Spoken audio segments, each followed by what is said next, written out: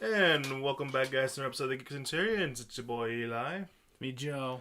and we're back for more episodes of whatever kind of interesting thing we can talk about at the minute. But right now, I feel like we've been talking about a lot of Marvel stuff, especially What If and Loki and whatever movie that's on its way in. I think Shang-Chi's coming out real soon. Mm-hmm. In less than a month, really. But so that got me thinking, one, we're talking a lot about Marvel, so at least at some point we got to talk about something else that's not Marvel. But when Marvel kind of owns the whole pop culture, zeitgeist, you kind of don't have much of a choice. Yeah. Especially since, we were supposed to get some Marvel stuff last year, but the only thing we got was WandaVision. And this entire year is just jam packed with Marvel stuff. Mm-hmm.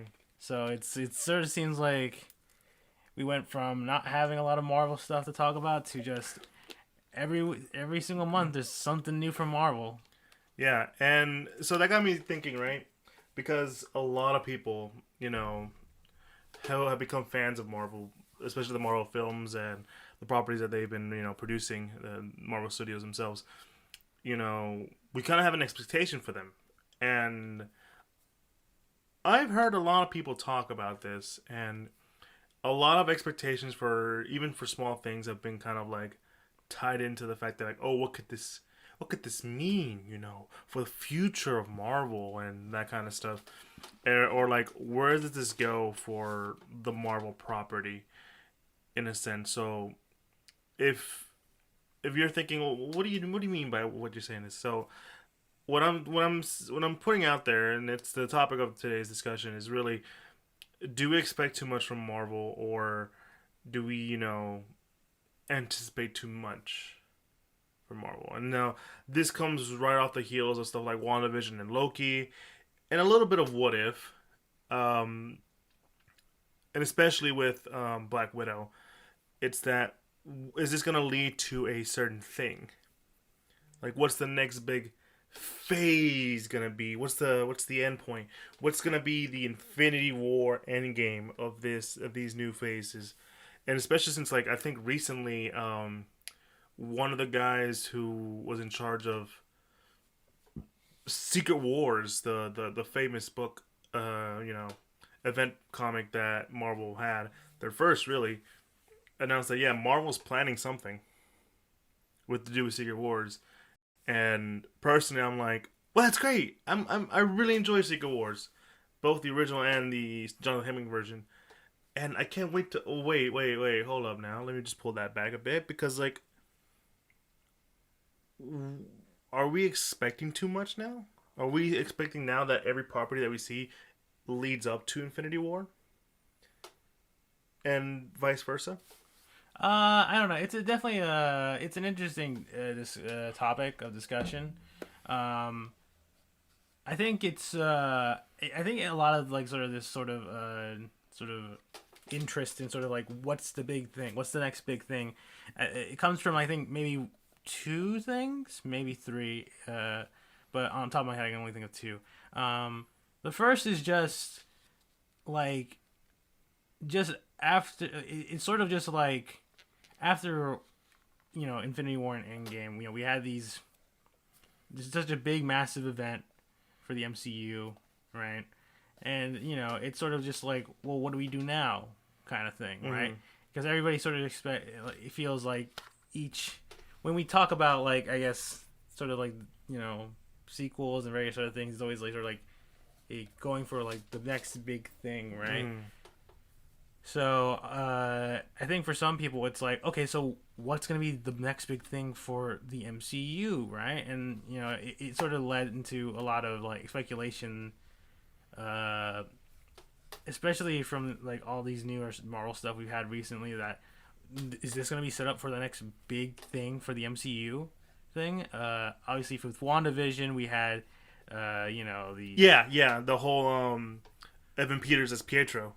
Yeah, which led everyone to be like, "Is this where we get X-Men? Is this happening? Are the X-Men movies from Fox merging with the MCU? Is this where it's all gonna end?" And turns out, no, it's just like a funny little meta joke. Yeah. Well, even then, it's just like I remember people speculating like, oh, Wanda must have pulled, the X Men's Quicksilver into their her universe. We're having the multiverse of madness, and she's part of that. And when we talk about multiverse, it's the X Men and all that kind of stuff. And and not to say I wouldn't love to see that, Right. because I'm like, hell yeah, let's go. But at the same time, I'm just like, okay, hold up. Marvel has done this thing where like they like to plan it out. They don't throw you into the water like most comics tend to do if you've been around for long enough. But like they like to like ease you into the idea first. So it being like this is a little, out there. But like I mean, even the directors themselves explain like the whole Evan Peters thing was just more like you said, like a meta joke, and plus like it makes sense for her trauma. She because I think one of them was saying that sometimes when you experience trauma, you can have a hard time remembering like a certain loved one's who passed face. So that was their way of doing that, while also bringing in Peters. It's like like a funny little joke. Yeah, yeah, and even then, it's revealed it's a whole thing by. It's a boner joke. Yeah, it's a whole like plot twist by Agatha or whatever. But yeah, it's sort of just like I think it's just sort of like one of the main things. It's just sort of like like a lot of people have like very high expectations now after Endgame and Infinity War and Endgame of just like, okay, we want to see more of this crazy stuff. We want to see where we're gonna go now, And I think when we first initially got all the announcements for what the new sort of slate of Marvel stuff was gonna come out, there was a lot of like I guess somewhat of a like oh okay kind of thing, but so it's like oh, I thought we were just gonna keep going on to this jumping point, keep going higher and higher. But at the moment, we're getting a Black Widow movie that's one set in between movies, and two for a character that's already dead within the universe at this point. But it does set up a new potential Black Widow in Yelena. Yeah, which I think is sort of like something that I think the MCU will be starting to do nowadays, is just passing the baton of of these of the characters to other people. Yeah. Obviously, Sam Wilson, Captain Falcon, not Captain Falcon. Captain Falcon. He is the Falcon, and he's a captain now. So go for it. Yeah, Captain America, Sam Wilson. Especially since I think it's been confirmed that he will be coming in for a Captain America 4. Yeah. So, yeah, like we're gonna be seeing a lot of this stuff where we're seeing sort of a next generation of superheroes for some of these areas, while we still have continuing storylines of like Doctor Strange, Spider-Man, and all Black Panther, and all these other things. But yeah, it's the fact that we've essentially, I think we're hitting a sort of like not sort of like a low point, but it's sort of like a resting period. A resting period. But at the same time, there's still interesting stuff going on. Yeah, because like remember when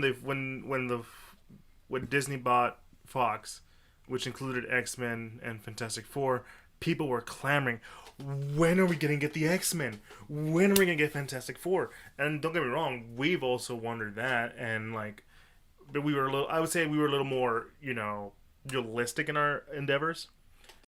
Yeah, because like when they announced Fantastic Four, we were like, okay, that makes sense that they would be the first, because they're going to be the ones to like really set up a lot of more stuff, because a lot of things that they have, especially since they announced Secret Wars, and one of the main, antagonists of Secret Wars is Doctor Doom.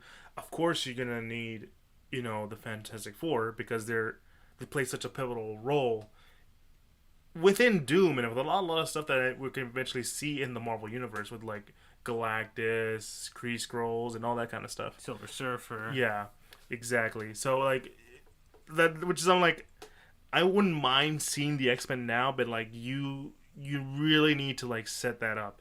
Even now, I get some friends who are saying, okay, but like Eternals, man, they're gonna set up the X-Men. I'm like, I mean, yeah, because there's like the X-Men have have been tied with the Eternals in a way, with more like the Celestials. Hence, that's where they got the X gene and all that stuff. But like, do you really think this is gonna be the jumping point for X-Men. Like, you know what I'm saying? Yeah, because I think what it is, uh, yeah, because when it comes to the sort of the acquisition of the Marvel properties that Fox had rights to, the X Men, Fantastic Four, it's very much sort of like obviously these are sort of like the next big characters that we can develop in the MCU, you know, right? Like, Yeah. so, yeah, we don't have Tony Stark anymore, we don't have Steve Rogers anymore, but hey, we can have Wolverine now. He can finally show up, and Cyclops, Jean Grey, Magneto. Professor X, all this crazy stuff, and all the potential storylines that weren't done by the Fox X-Men movies, because realistically, they only ever like cycled a couple stories. And some of them weren't even done justice. Looking at you, Dark Phoenix. Yeah, they tried twice to do Dark Phoenix. Didn't work out. First time bad, second time, still bad. Well, I mean, for that one, I feel like, and this is why I'm saying, like, we need to set this up, because like one of the common, this is a little maybe a little off topic, but it's kind of still also in topic within the X-Men, is that one of the very important aspects of Dark Phoenix, especially, I mean, the Phoenix Saga, is the relationship between Jean Grey and Scott, because Jean Grey dies at the end of that book, and it's really about like the heart of it is really Scott and James' relationship, because they've always been lovers, kind of stuff. Mm-hmm. So, which is what I'm saying. Like, Marvel we can't expect them to be like jumping on all, immediately doing all this stuff, because they really like to set things up. So that's where I'm like, tying it back to what I'm saying. Marvel likes to set things up. They don't like to like throw you in there, especially with the movies. With the comics, yeah, that's whatever. 60 freaking years of stuff, so of course, go for it. But, I feel like that's also kind of a thing on us, because we expect so much from them. Because, like, when we heard that they're getting X-Men, we're like, okay, Hugh Jackman, bring him back. Bring him back as Wolverine, or some other kind of stuff. Or, like, finally we'll get to have, like, a proper Fantastic Four movie. Which, don't get me wrong, I know we're all excited for, but is this going to lead us somewhere? I don't think so. Not right now, at least. Yeah, I think when I mentioned the two reasons, I think the second reason I feel why we get a lot of this sort of like expecting something and everything is just just how the MCU was just formed from the get-go. I mean, the end credits of Iron Man was literally just Nick Fury showing up and talking about the Avengers Initiative, teasing that, hey, listen, we're gonna try to do Avengers here. Mm-hmm. Like, and that was the plan, obviously. Like, granted, it still was like, very touch and go. Somewhat, because Marvel Studios and Kevin Feige really wanted to make sure that all these movies, Incredible Hulk, Thor, Captain America, Iron Man 2, did well enough that they could justify putting in the resources and money into making the Avengers. And when that happened and when it popped off, that's where, like, okay, yeah, let's get a little freaky with this. Let's add some Guardians of the Galaxy here, some Ant-Man going on over there, So, and I think this is sort of like kind of where we are now, in a weird way, because now Marvel is now again doing a little bit of the weird stuff, right? Mm-hmm. WandaVision, some weird like meta commentary on like TV shows, but also like a deconstruction of Wanda's trauma. Yeah. Loki doing some time travel shenanigans, and also throwing more like multiverse stuff going on in there. Yeah, maybe sprinkle in some normalcy with Falcon and the Winter Soldier and Black Widow. And it's funny because I like however you feel about Falcon and Winter Soldier, a lot of people I remember feeling like like what was kind of the point? This is nothing really important happened. Doesn't feel like it's gonna lead anywhere. And I'm like, well, yeah, I don't think it was supposed to lead anywhere to begin with. Even if that wasn't the case, I don't know. I feel like it does have something important. It's that Sam Wilson, officially takes up the mantle of Captain America, and the fact that we are getting Captain America 4 with Sam Wilson, Yeah. that's as much as people are more like, I think it's more okay, this was expected, right? Yeah. But it's still like important because that's the setup for a Captain America 4 now. Yeah. With Sam Wilson. Yeah, not to mention like he's not. I mean, Sam himself. We already saw him in at the end of the Endgame. He was like, I mean, the quoted line. It feels like it doesn't belong to someone else. That kind of line. Yeah. Yeah. So like that was already setting up his thing, and don't get me wrong, Marvel is really good with their setups. I mean, I remember having this conversation with a friend during Endgame when it first came out, because they were like, time travel, that's just so lazy, that's just so dumb. And me being like the fucking nerd I am, the uber, like I my mind is going everywhere kind of situation. I was like, no, you don't understand. Time travel, right? That's the thing that's been doing for comics forever, like X-Men, Days of Future Past, Age of Apocalypse, but also there's a character who is known for time travel. It's Kang. They're gonna set up Kang as the next big guy. That is the reason why we're doing time travel. And what happened? We got fucking Kang. I was fucking right. I mean, yeah, it's yeah. I guess when you're that deep in, you can see the connecting threads of like, oh yeah. Yeah, I'm Charlie Day in that one episode of well, except you're right on something, and he was very much a dumb person and doesn't understand Mel. But yeah, at least I wasn't going on about Pepe Sylvia. Yeah, sure. But anyways, yeah, that's sort of like, I think that's the sort of the thing is that the MCU was kind of set up in terms of like sprinkling in some connective tissues of like what's coming next kind of thing, right? That's how a lot of the end credits would go, right? It sort of established the necessity of waiting through end credits to see the little teaser of what's coming next, right?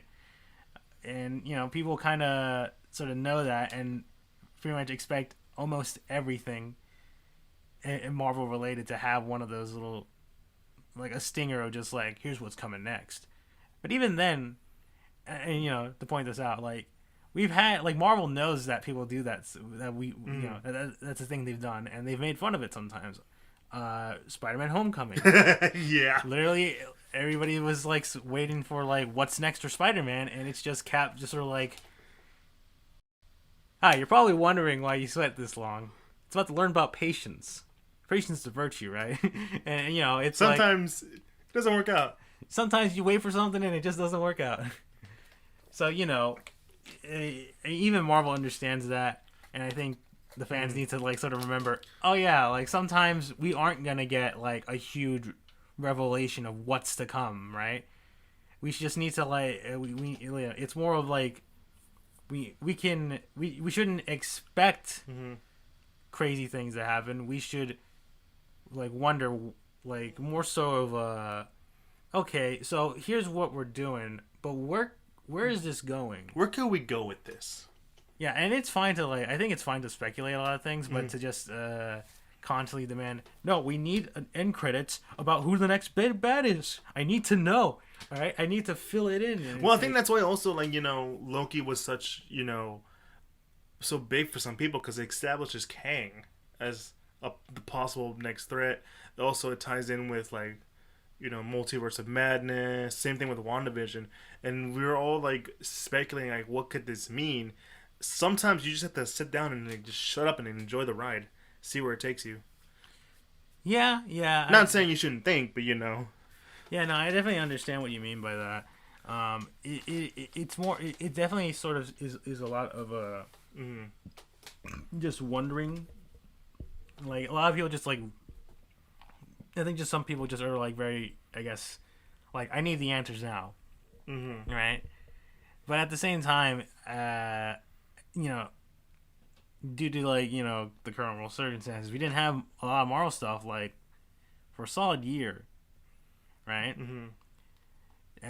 So it's just I think for some people it's sort of like now that we're getting a lot more Marvel stuff now, it's sort of just the anticipation of just seeing what's next is hitting a lot of people's like, I've gone a year without Marvel, and I just need to know. I need the answers. I need to know where are we going. You know, I think that might be like a part of it too. I mean, I think we said it before. They've established that sort of feel.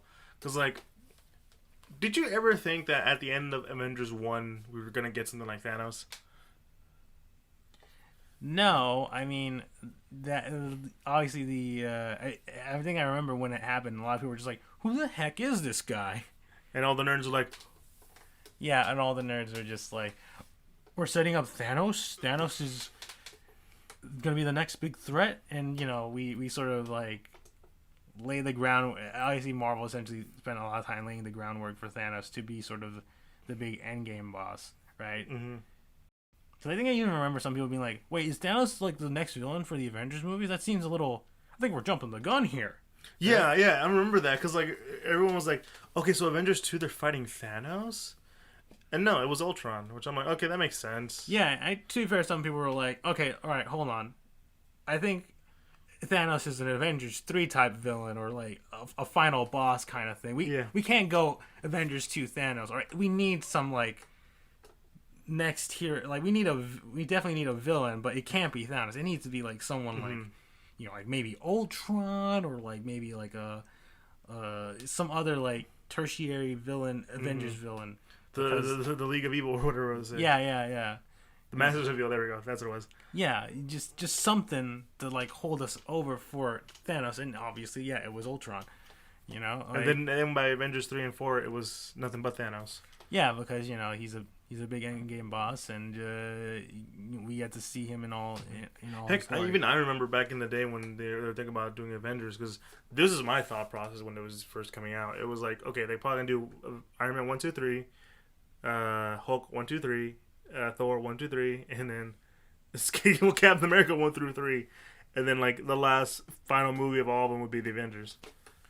I mean, that would have been very interesting strategy, but obviously they didn't go for that. Probably because they were more sort of like, okay, let's just establish our characters, see if people like them, and you know, once we see that people do like them, we can bring them together for a big team up movie, and then from there we'll see where we can go with all these different characters and their storylines to bring them back again.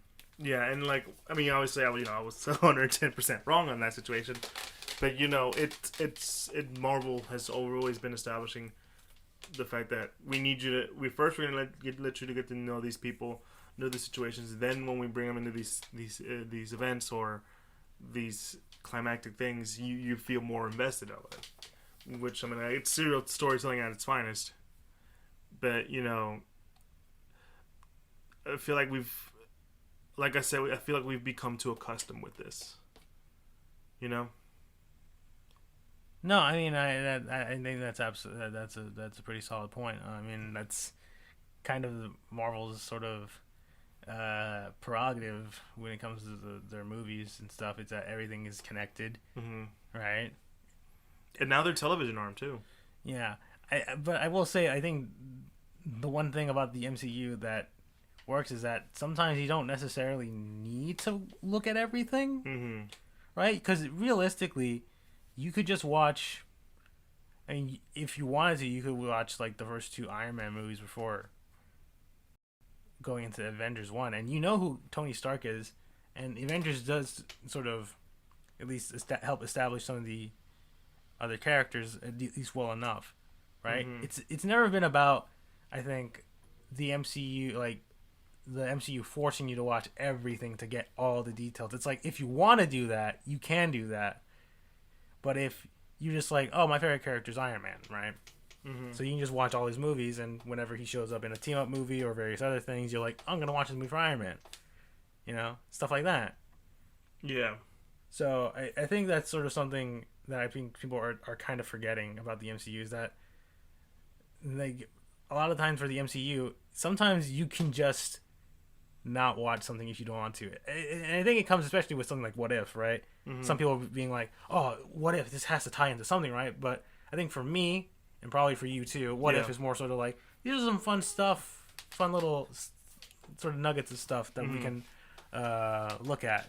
You know, it's not probably going to do much for the narrative of the MCU. No, at most, it's probably gonna just establish the Watcher as a character. Yeah, and that's probably it. And if you're thinking that What If is gonna lead to some secret like thing that will like reveal some big upcoming threat for the MCU, I mean, I don't know what to tell you. I feel like that would defeat the purpose of What If. Yeah, because it's literally the name. What if such and such happened? It's literally just a what if continuity of like, what if stuff in the MCU happened this way instead of that way, right? Yeah, even whether it be a small detail or a big detail, because I still haven't seen the second episode of What If. I have. They do something like really big. There's like a real big twist in there. I'm not gonna spoil it for you, but it's just like, okay, that's cool. Or even like with the Peggy Carter one, where it's just one little small change. You still got the same stuff, but like there's even the smallest change has a big of a ripple effect. Yeah. Well, I feel like the second episode has more bigger changes, but at the same time, they're not gonna. I don't feel like they would lead to anywhere, because again, it would defeat the purpose of like What If. It's an anthology series. They're not meant to like have a connecting, storyline or thread. Watcher's more of like a narrator, but if you know the comics, Watcher's been around for quite some time, and he does some stuff. He's not supposed to interfere, but he's really bad at his job right now. Yeah, sometimes. And Galactus, I mean, I totally get it, but knowing where, like, okay, let's say X-Men, right, and Fantastic Four, which are the two big things that people are talking about, the two big things that people want to see most of all. Do you think that we're getting way too excited about where they lead? I mean, maybe, but I think it's just because, just Marvel acquired them quite a bit of time ago, and people, I think, sort of forget that like, even though yes, they announced the deal to buy 20th Century Fox and thus get those rights back, it took a bit of time before, like various antitrust commissions and various other things looked over the deal to make sure it's not like too monopolistic or whatever before finalizing the deal, and then eventually having that stuff transition over to Disney and Marvel respectively. And obviously Kevin Feige, he's the man with the plan essentially. He and like various other creatives need to figure out, okay, so how do we integrate these? Because we are going to integrate these somehow. We just need to like, I think it's more of like they're waiting for the right time, and then that's sort of the reason why we've gotten a bit. Why I think Fantastic Four was announced first. Especially because the last Fantastic Four movie came out in 2015, and it's been enough time that like I think Marvel is like, all right, let's bring this back. All right, let's do this right this time. All right, fifth time's the charm. We don't talk about the first time because no one saw the first time. Second time, it was okay. It was all right. Made a sequel. We got enough to make a sequel. We wanted to make the third one, but it didn't work out well as we wanted to. People didn't like Galactus. Yeah, too much complaining. All right, let's just restart it with the guy from Chronicle. Oh no. Yeah.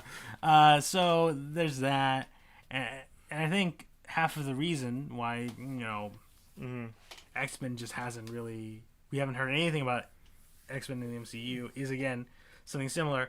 It's just a lot of Fox's X-Men stuff is still kind of in the zeitgeist. In the zeitgeist at the time, right?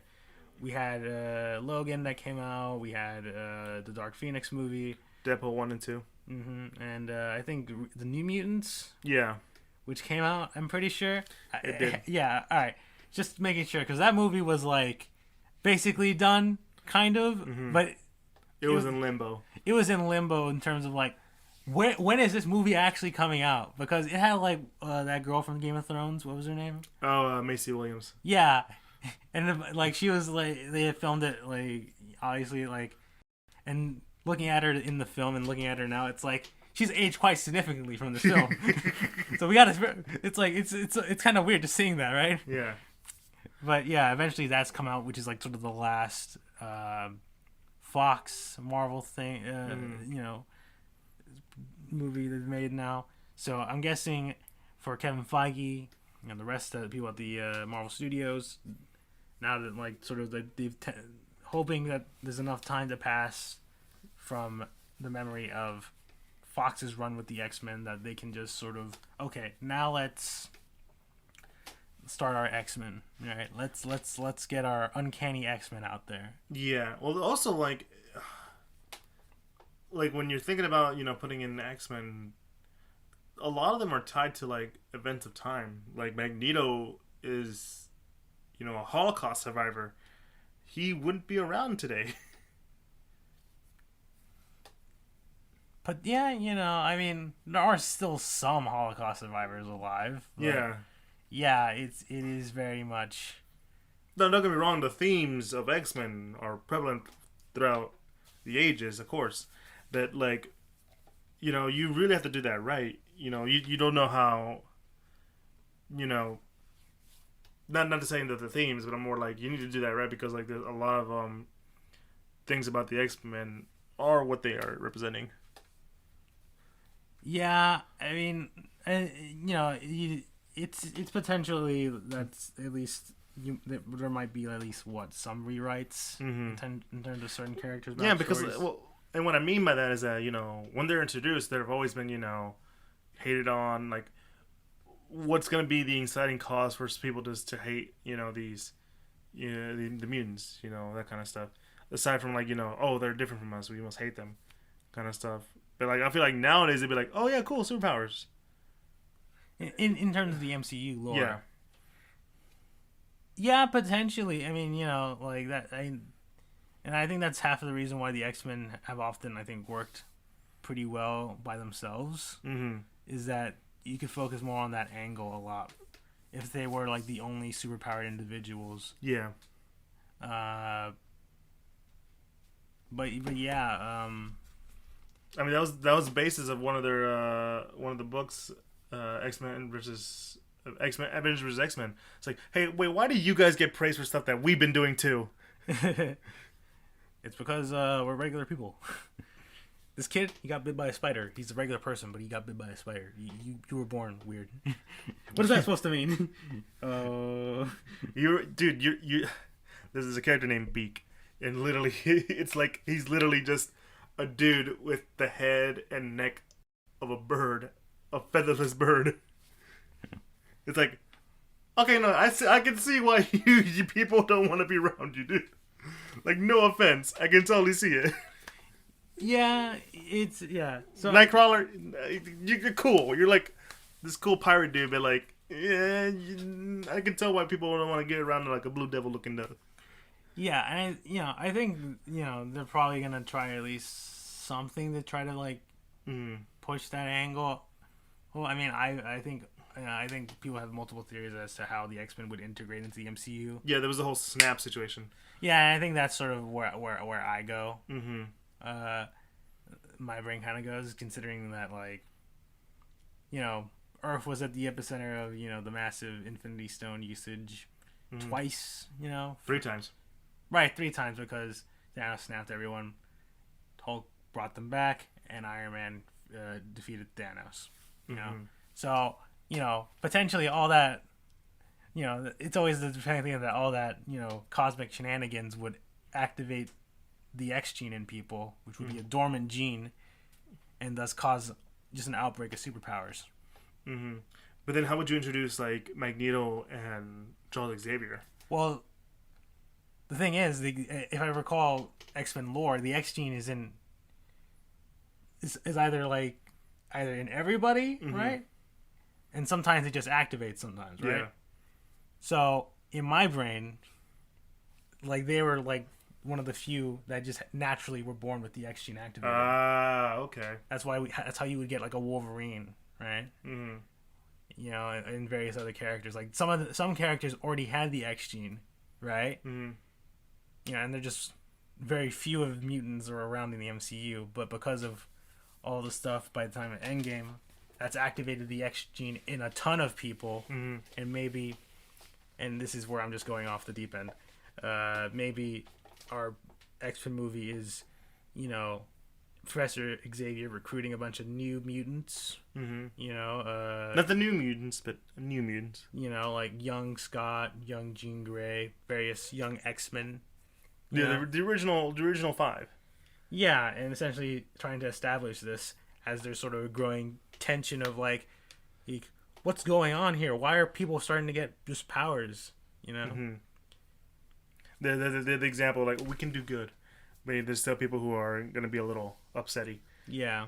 No, I can totally see that. I've always been with the recent Jonathan Hickman books where like they've been away hidden in an island this whole time, and they decide to come out one day, and people just be like, "Where have you been?" or whatever. But then again, that's probably the theme of Eternals if you've seen the recent trailer. But like, yeah, no, it's just a lot of speculation and a lot of hoping to see what happens in the future. That we have to understand that some of it has to take time. Because like X-Men, yeah, it's gonna take time. And like you just said about Fantastic Four, we can just do that now. You know, it's been a while since the last Fantastic Four movie, and people really want to see us do a Fantastic Four movie. And obviously, whatever plan we have, we kind of need the Fantastic Four to set up more than anybody else. Well, maybe, you know, Multiverse of Madness might be another thing. Yeah, we could also just see that as well. I mean, there's endless possibilities, and people can obviously speculate as much as they want. But I think at the end of the day, you know, like to forcibly ask for like all the answers to be out there. Mm-hmm. Or like, you know, where is this going to lead us? Or, you know, just feel like this led us nowhere into the bigger picture. It's like, calm down. Yeah, like it's I think it's very much sort of like you know, not everything's gonna lead to some big like reveal thing. I mean, most of the MCU Phase One MCU movies didn't really have that much in terms of like leading into crazy shenanigans going on. Yeah. Right. They're mostly sort of down to earth, sort of like, hey, so we're setting up a team here, right? Because that's what happens in the Incredible Hulk movie, right? Yeah. It's just Tony Stark just shows up and is like, so we're setting up a team here, and he's like, who's we? And you know, it's like, it's the Avengers. Yeah. It's because I mean, we're at that period again. We're like, okay, we need to set up some stuff. We can't be, you know, continue where we left off. But it's also like one of those moments where like, oh wow, we really, you know, need to give time to all this stuff. Because like, as much as I want to see X-Men and as much as I want to see, you know, Fantastic Four, I totally understand why we need to like, you know, give it time. Now that being said, I still want to see some crazy stuff to come out from Marvel. I mean, what about Blade? I mean, yeah, that did get announced at Comic-Con, right? Yeah, and I'm like, wait, what's Blade? Like, I'm thinking like, what's Blade doing here? But then again, it's probably because they're trying to be more, you know, more of what they've always been as like Marvel. Like, oh yeah, we can do all this other stuff. I think that's one thing that we kind of, I feel like we should expect more from Marvel. They're gonna start being more experimental, and they're gonna start, you know, focusing on stuff that people aren't used to yet. Like personally, I would love them to do a Ghost Rider movie centered around Robbie Reyes, because that's my boy. Yeah, and I mean, Agents of S.H.I.E.L.D. is still canon in a sense. I think it's considered not really canon. Aspects of it might be, but mostly probably isn't. Yeah, but like that's more salvageable, and stuff that happens in Agent Shield could easily be retconned into the MCU. Fair enough. Faster than say stuff that happened in the Netflix Marvel shows. Yeah, even though that's one of the ones that we really want to see the most of, especially like, you know, Charlie Cox's Daredevil, Vincent D'Onofrio's Kingpin. Right. Because like people are expecting so much for No Way Home, even though we barely know what's in it, and it's coming out later this year. That to me is like the craziest thing about that movie. We should have gotten we definitely we are in August yeah, at the time of this recording. Yeah, I mean, yeah, like this, like we should have some information of this movie at this point, like trailers of something, Mm-hmm. right? Like all we know is like supposedly or He is. Alfred Molina's in this. Doc Ock. Yeah, there's a lot of like stuff that's been said about this movie, and all we have is just the title, and it's yeah. Honestly, I legit kind of like expecting this movie to get pushed into next year. I don't know why. Mm-hmm. Just from the fact that we haven't seen jack shit, Mm-hmm. I feel like this movie might get pushed back. I could be wrong, obviously, but yeah, the fact that we haven't gotten like any trailer, any teaser images, just the title and that's it. It's just kind of like, where are we going with this? Mm-hmm. You know? Because, like, remember, like, no, supposedly it's a Spider-Verse movie. Supposedly, it's just going to pluck out Alfred Molina and Electro from Amazing Spider-Man 2. In there, we're not going to see Tom Holland. We're not going to see Andrew Garfield and, what's his name? I forget his name right now. Tobey Maguire. In the movie, some people might be upset with that, but I'm like, okay, sure, fine. But, like, we just don't know. But we're here speculating like, oh, this could lead us to this, and that. We don't even know anything. We need to relax and chill for a minute. Yeah. It's. I mean, it's fine to.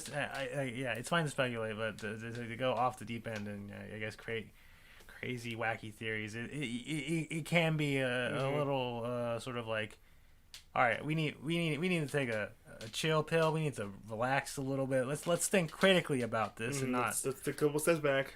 Let's think critically about this. Let's not go too crazy here or whatever.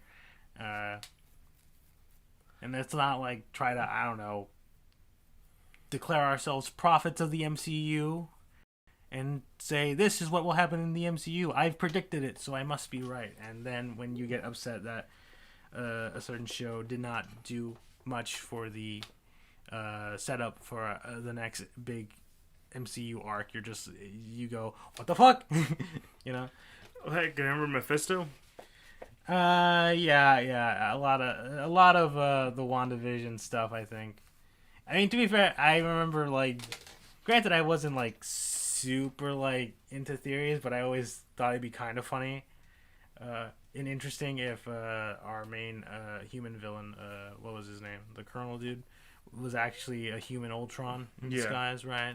Because I still feel like Ultron can be a very versatile villain in the Marvel universe. Mm-hmm. And I was wrong, and I didn't throw a shit fit. I was like, well, I didn't. All right, I'm fine with that. Like, I wasn't expecting myself to be right. I would have been fine if I was right, but I'm also fine that I'm wrong. And I think at the end of the day, that's probably what some people need to have, that mindset of just. So this show or this movie or whatever didn't necessarily fill in any gaps or establish any crazy things that is going to happen in the MCU. Fine, I guess that's fine, right? It's fine. Maybe we'll see more of that in the movies. I mean, I should just hope the movies do that instead of relying on, say, the shows or whatever. To do well, I mean, the things. shows even themselves are leading to somewhere. Remember, they're leading to Secret Invasion. Yeah. Which I'm like, that's cool. We don't. I mean, we'll just wait and see how all that ties in. But to be fair, I think WandaVision did at least get a good idea of a setup. Like, yeah, this girl's walking around. Yeah. They're not terrible people. They're cool. But also, we were wondering like what was gonna going back to WandaVision. Like Monica Rambeau, we don't know what was gonna happen to her. She's gonna be in her own movie with the other Miss Marvels and Captain Marvels. The Marvels. Yeah, so like it's gonna lead somewhere. You just need to wait and see where it goes. Yeah. Like that's what I'm saying. Like but to expect everything to lead to somewhere is not the right idea at the same time. Mm-hmm. Because like not everything is gonna lead to, the next Avengers Endgame. It's not. It's like most of it is gonna be just setups. Heck, Age of Ultron was mostly just a setup. Yeah. It kind of was. It was half setup for the rest of the Infinity Saga. And then we got Endgame, into Infinity War, into Endgame, and it felt natural with some added stuff on there. Because remember, Spider-Man was supposed to be the thing. I mean, yeah, Spider-Man wasn't part of the plan, but obviously they, they were able to make that work. I mean, that's how flexible, yes, the MCU can be. Is that sometimes when they think, hey, maybe this is an interesting thing we could do, they're able to slot it in. I think what we should be expecting more from is for Marvel to be a little more creative with their properties. Yeah, and I think that's sort of what you want because we know that Marvel can deliver the goods essentially. Yeah, right? They can deliver solid movies and big setups for our big crossovers and stuff like that. We know that it can be done. So what what most people should expect Marvel to do from now on is to get more creative. Not change up the formula. Change up the formula, not to be too stagnant in how MCU movies are done and like tone and stuff. Which I mean, they are doing in a sense in terms of the TV shows. They're definitely vastly different. Yeah, from the movies and in terms of tone and various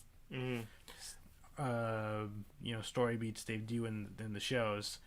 So yeah, it's probably better for us to ask for more creativity in Marvel instead of just, hey, when's the next big setup? What's the big thing we're going here? All right, I need to know. It's like, no, let's get them to be creative with stuff, not to just stick to the exact same Marvel formula all the time. Branch out of the box, make us like invested in like new crazy things happening. And I don't think you saw the new Eternals trailer, have you? No, I haven't watched it yet. Okay, so because that one, I feel, especially from you, who knows about filmmaking and all that stuff, are gonna be really surprised with what that one has done. Because who's it? Zoe Chow? I don't know who that is.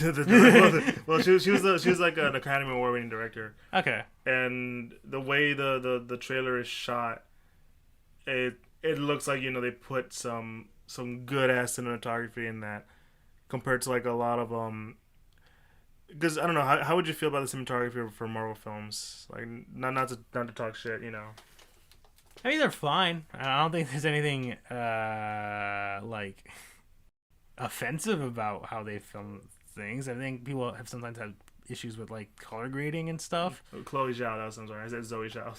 Okay. Yeah, Chloe Zhao. Yeah, but she did No Man's Land. I think I knew someone who watched that movie. Yeah, no, and they talked about how the cinematography of that movie looks just grad out amazing. Oh, okay. Yeah, that's the. All right. Yeah, I'm just showing the imagery now from one of her movies, and he's like, "That's pretty neat." Yeah, it does look neat. Yeah, and imagine that for a whole Marvel movie. I mean, yeah. That does look interesting, I guess. Yeah, but I mean, like, I think that's something we should look forward to now. I don't think we should be as too demanding for it. Like, yeah, just be crazy, dude. Just give us some wacky shit. Some really fun stuff. But I think it's speculating where this could lead is really just kind of like hindering a lot of the fun that we get from the Marvel movies. Because, like, the joy that you and I had, and I remember this, when watching the first Avengers movie,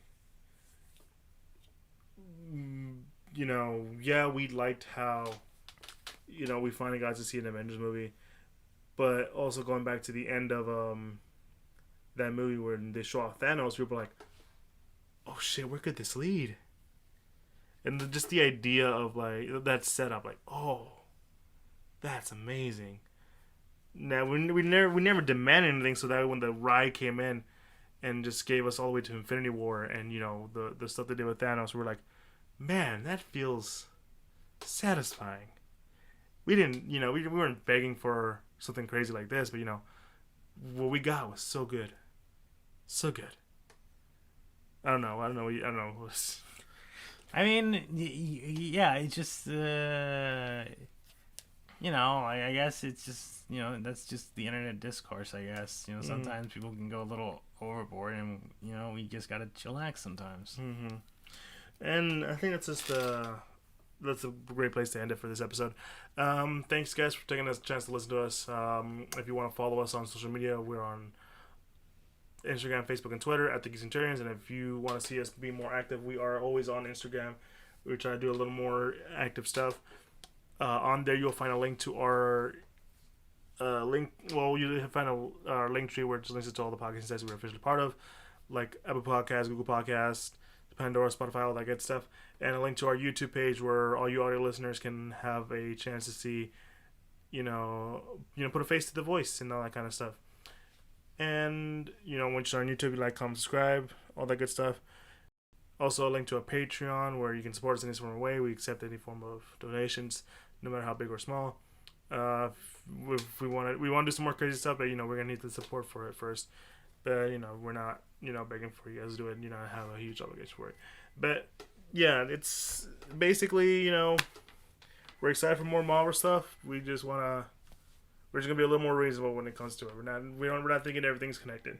Well, not everything's gonna lead to something crazy, but we'll see. Anyways, it's been me, your boy Eli.